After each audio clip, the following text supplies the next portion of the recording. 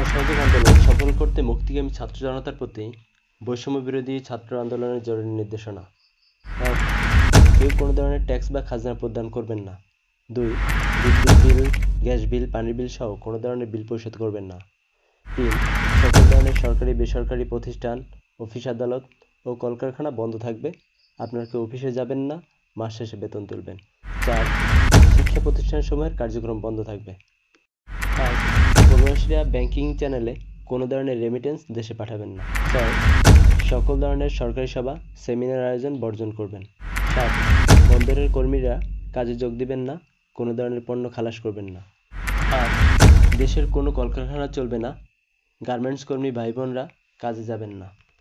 ৯. গণপরিবহন বন্ধ থাকবে, শ্রমিকরা কোনো কাজে যাবেন না। ১০.